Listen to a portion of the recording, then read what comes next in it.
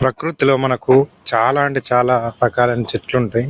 So అందులో మనకు చాలా అంటే చాలా తెలియని ఔషధాలు కలిగిన మంచి హెల్త్కి సంబంధించిన మొక్కలు ఉంటాయి. సో వాటితోనే మన హెల్త్ అనేది బాగుపడతాయి. సో ఇవి చాలామంది తెలియదు. కొంచెం తెలుసుకున్న వాళ్ళు ఇప్పటికీ ప్రతి గ్రామంలో ఉన్న వాళ్ళు తెలిసిన వాళ్ళు నాటు వైద్యమే చేసుకుంటారు అన్నట్టు. సో ఈ ఎక్కువ శాతం వీళ్ళకి టాబ్లెట్స్ హాస్పిటల్స్ అనేవి నచ్చవు. సో అందుకే వీళ్ళు ఇలాంటివి ప్రతిదీ కూడా వాటిని యూటిలైజ్ చేసుకుంటారు. సో దీని నుంచి వచ్చే గింజలతోని పౌడర్ చేసుకొని తాగితే సో కీళ్ళ నొప్పులు కానీ ఇలాంటివి కానీ తగ్గుతాయని కొందరు నమ్మకం.